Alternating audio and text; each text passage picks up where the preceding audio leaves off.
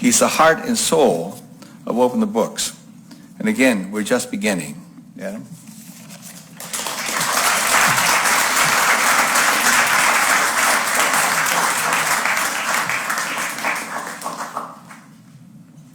Well, thank you very much. Thanks, everyone, for being here.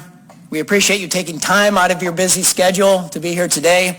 Tom, thank you for that great survey of our transparency revolution. Thank you for your strong and stalwart support of our movement. He's not a passive chairman. He's an active chairman, and we appreciate you very much, Tom. Thank you. Our host, the Manhattan Institute, thank you for this opportunity to share our mission and vision. Thank you to the president of the Manhattan Institute, Larry Moen. Many of the key personnel here at the Manhattan Institute are also board advisors to us at OpenTheBooks.com. It's Vice President Vanessa Mendoza, Fellow James Pearson, Fellow Jim Copeland. We've been privileged to work closely with some of the thought leaders at the Manhattan Institute, Judith Miller and Stephen Malenga and Alex Armlovich. We have brought needed transparency to the New York, New Jersey Port Authority. And with that project, we are only just getting started.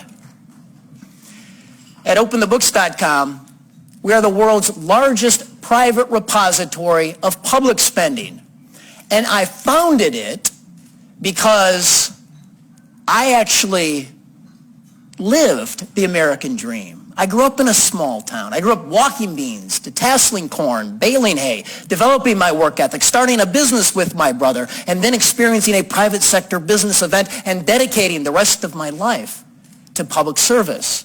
Tom referenced my run for governor in 2010, and I ran on policy. Nobody votes for a guy named Andrzejewski, but they do vote on ideas. And we ran on ideas. The two ideas was a forensic audit of all state spending and aggressive transparency, to put every dime online in real time. That was my promise to the people of Illinois.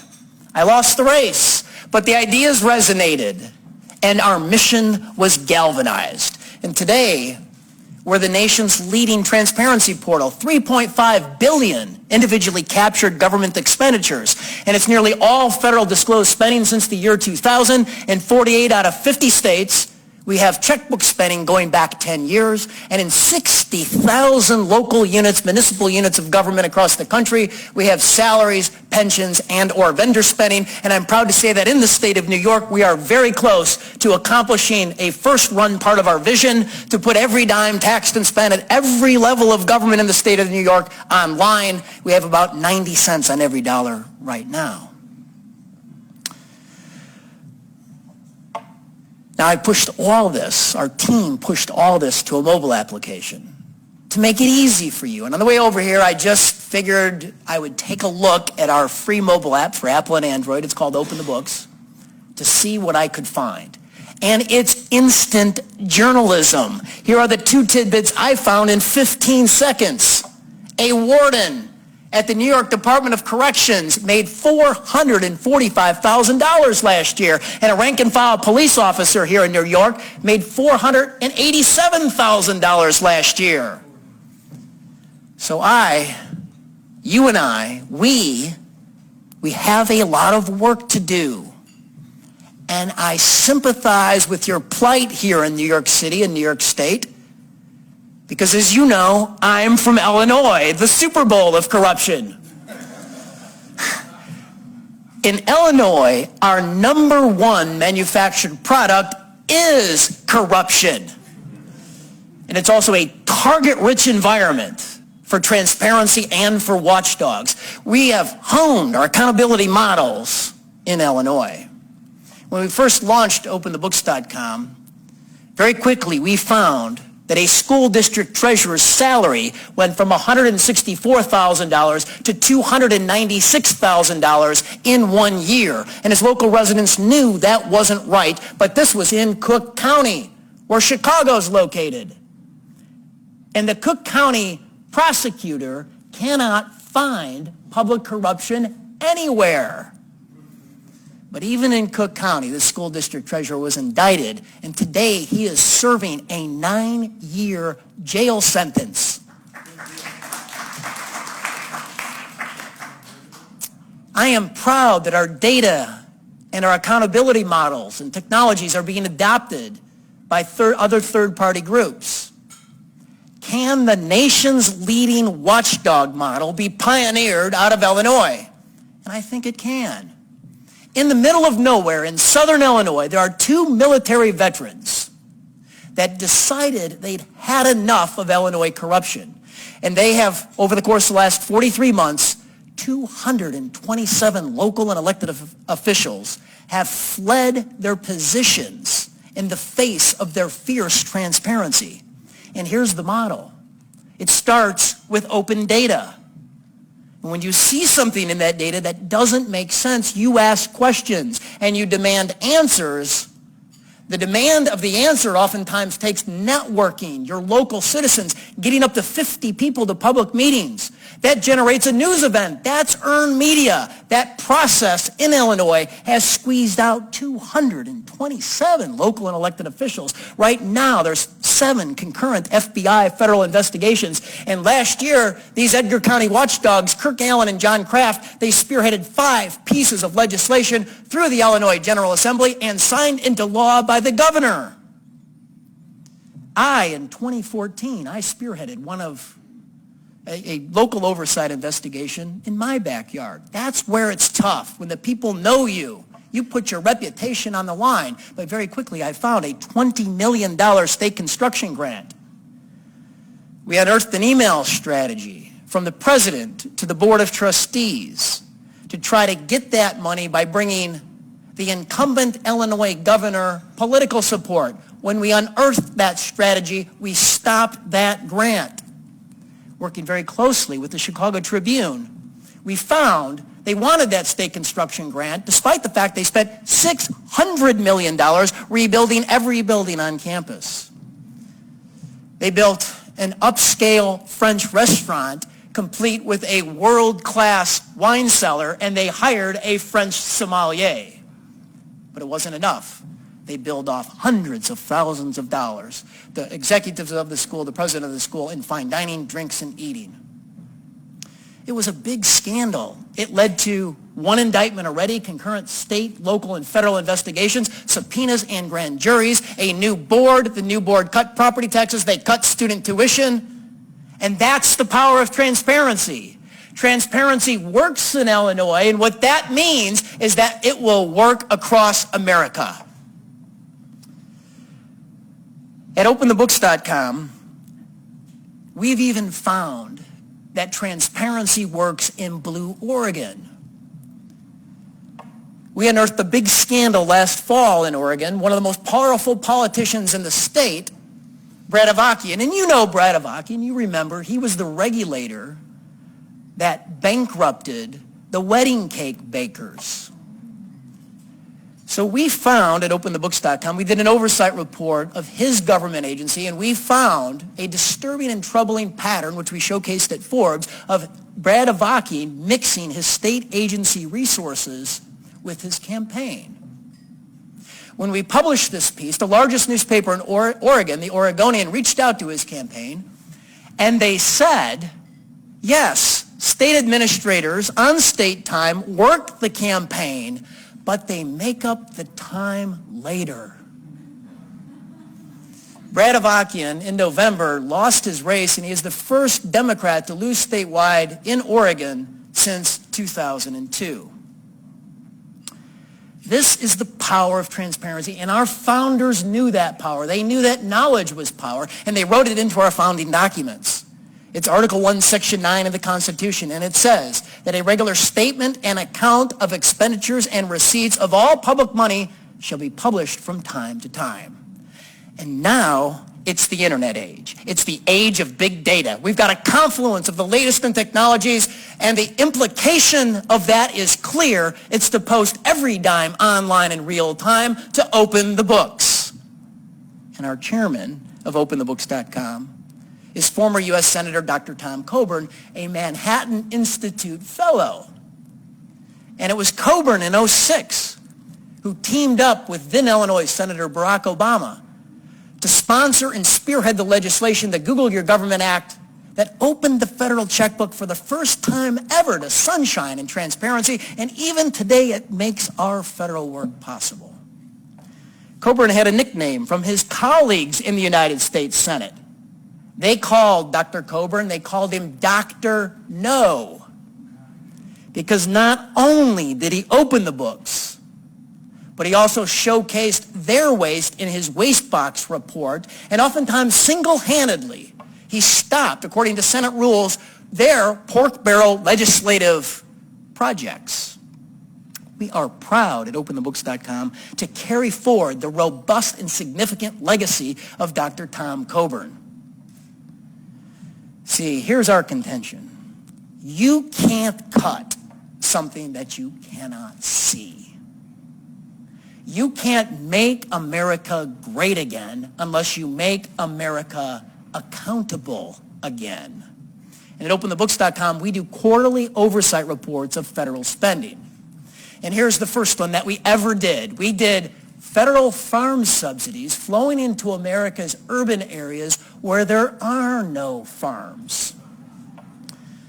Midtown Manhattan, New York City, Chicago, and Washington, D.C., we found tens of millions of dollars of federal farm subsidy. In Chicago, in Hyde Park, we found that the founder of the Nation of Islam, Reverend Minister Louis Farrakhan, is a farmer. And he has $327,000 of federal farm subsidies to prove it. In America, we need a war on waste. We did an oversight report of the United States Small Business Administration. You know, the SBA, that's the agency charged with lending to Main Street, the mom and pop businesses on Main Street, the entrepreneurs with great ideas that cannot find financing in the private marketplace. So here's what we found. In conjunction with Real Clear Politics, as they launched their Real Clear Investigations vertical, we found that $14 billion, it didn't go to Main Street, it went to Wall Street. And that's not small business. We found $200 million flowed to America's country clubs, golf clubs, swim clubs, beach clubs, tennis clubs across the country. We found $142 million flowed into zip code 90210, and that's Beverly Hills, California. Millions of dollars flowed to their Bentley auto dealer, their beauty Botox clinic. $2 million went to Diva Limousine. They shuttle the stars and starlets in Hollywood. And $4 million of lending went to their exclusive diamond broker. So you tell me, what government agency is running well? Could it be the EPA? We did an oversight report of the U.S. Environmental Protection Agency. Here's what we found. We found $92 million in a 7-year period flowed. They purchased high-end luxury furniture. So let's think about this. For the taxpayer, it's IKEA. But for the EPA bureaucrats, it's $800 pencil holders and $7,000 executive desks. We need a war on waste. And oftentimes, government waste comes in many different forms. Many of you here in the audience today, you feel that you're overregulated. And at OpenTheBooks.com, we know why. Our data shows that the federal agencies employ 36,000 lawyers, and only 12,000 of them are employed at the Department of Justice pursuing crime and criminals. So what are the other 24,000 federal lawyers doing? They are wasting your time. They are enforcing the regulatory states of America. And so what does a government do who has grabbed legal power? What's a government do that's grabbed legal power? Simple. They amass firepower. Our honorary chairman and I, Dr. Tom Coburn, we co-authored a piece in the Wall Street Journal to break our oversight report, The Militarization of the Federal Agencies. The piece was entitled, Why Does the IRS Need Guns? 2 findings to the report. First finding, there are now more federal officers with arrest and firearm authority at 200,000 plus That number exceeds the number of United States Marines at 182,000. Second finding, we found outside of the Department of Defense, 67 federal agencies have spent $1.5 billion on guns, ammunition, and military-style equipment in a 7-year period. 53 of those agencies were not only outside of the Department of Defense, they were non-traditional law enforcement agencies outside of Homeland Security and the Department of Justice. Agencies like the Internal Revenue Service, whose special agents now get to carry AR-15s. Agencies like Health and Human Services, whose special agents we showed are now trained by on the same sophisticated weapons platforms by the same vendors that also train our United States Special Forces warriors. Homeland Security, since 2004, have purchased 1.4 billion bullets, and 500 million of those bullets have been hollow point bullets. Homeland Security has procured 4,700 bayonets. A bayonet is an offensive weapon designed to bleed your enemy and kill them. When our op-ed was published at the Wall Street Journal, we were immediately called to Washington, D.C. to privately brief the United States Government Oversight and Government Reform Committee. And a week later, they used all of our findings with Homeland Security in the hot seat. And the chairman of that committee, Jason Chaffetz, he added additional details. He asked the head of Homeland Security, how could your agency lose 1,000 weapons, including an Uzi and a grenade launcher? You see, as taxpayers, oftentimes, we have no idea where our federal tax dollars are being spent. And oftentimes, government has no idea where they're spending it either. And my next oversight report is a perfect example of this. Oftentimes, OpenTheBooks.com delivers hard data to empower people and politicians and pundits so that we can robustly engage in the national issues of our day.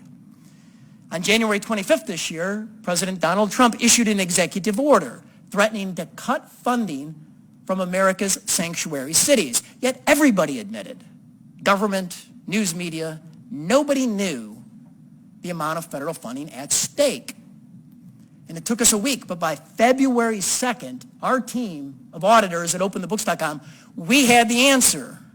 And in the 106 sanctuary cities across the country, in fiscal year 2016, nearly $27 billion flowed from Washington, D.C. into those cities. Sometimes it came back through their state capitals. We were able to audit and capture all of it. Right here in New York City, it's $8 billion per man, woman, and child. It's $900 on a per capita basis. And I'm proud to say that our report made broadcast news. We need a war on waste, and the Trump administration should start cutting here. Public relations, PR, spin. We did an oversight report. It's $1 billion a year spent by the federal agencies. There's 5,000 federal public affairs officers. But we dug even deeper. You see, that bureaucracy wasn't even enough for the spin machine. We found over $2 billion in a 7-year period spent with the most influential and leading advertising companies in the world. We pulled their contracts, and here's what we found. Ketchum Advertising.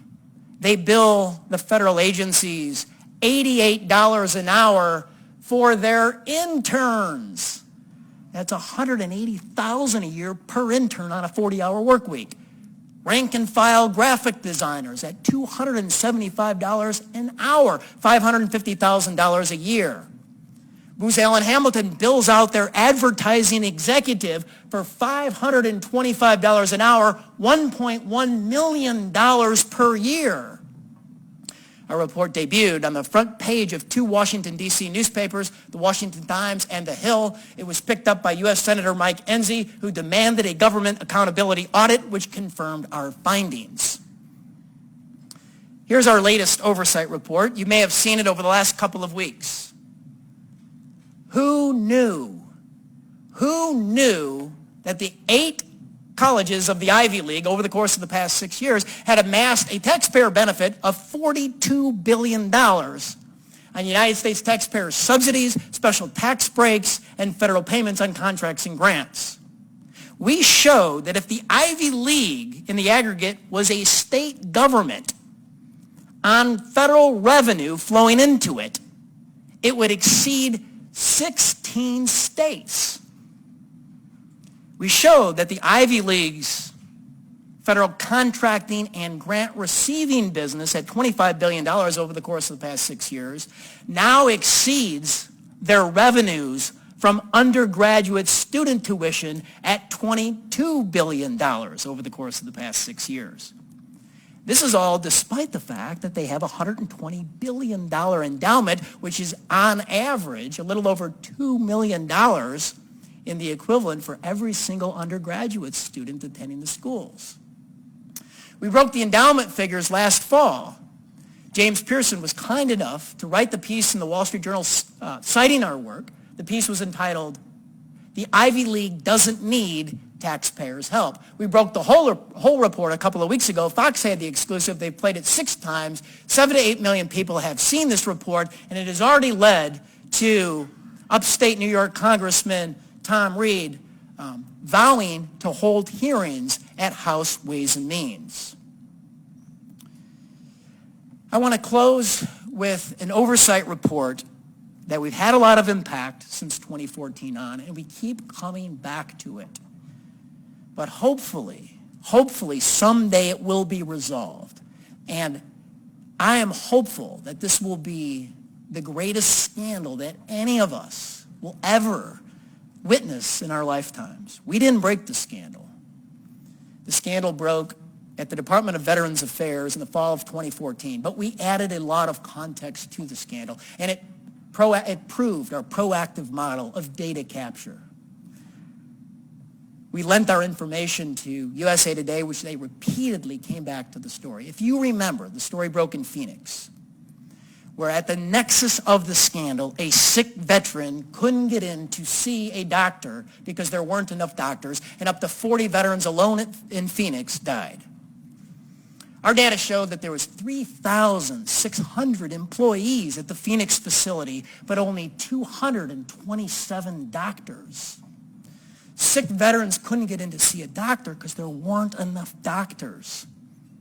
Congress threw tens of billions of dollars in funding at the VA, and every single year we have fact-checked what the VA has done with the money. And here is the latest update. In the 2 years during the scandal and the 3 years after the scandal, the VA added 60,000 new positions to payroll. But less than 5,600 of those positions were doctors. And we know now still 500,000 veterans who are sick still wait longer than 30 days to see a doctor. This can't be the end of the story. This is a violation of our sacred social bond. Our veterans, they fought for us, they deserve basic health care, and you and I, we need to fight for them. We have come back on an audit of the VA checkbook every single year since 2014, and last summer, here's what we found. Coded as furniture during a period where sick veterans were dying, up to 1,000 of them over a 10-year period, where the suicide calls were being answered by voicemail, we found that the VA spent $20 million on a high-end art collection. It was 27-foot artificial Christmas trees costing $21,000. It was sculptures that cost more than 5-bedroom homes. We found a VA medical facility in California that treats blind veterans, spent $700,000 on 2 sculptures. Blind veterans can't see a fancy sculpture, and every veteran deserves to simply be able to see a doctor. Our findings went to Good Morning America, went to ABC World News Tonight. Senate Judiciary Chairman Chuck Grassley picked up the findings, wrote an oversight letter to VA Secretary Robert McDonald. within 34 days of airing on Good Morning America, the bureaucratic and intransigent VA, who slow walks reform at every moment, even when veterans were dying, they had turned around, they had apologized, and instituted new rules to stop the procurement of high-end artwork on a go-forward basis.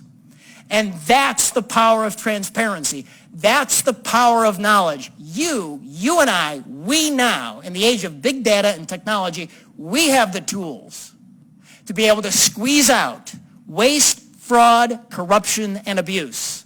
Join us, join OpenTheBooks.com, our historic partnership with the Manhattan Institute.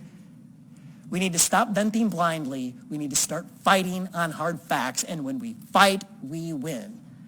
Thank you very much for having me in today.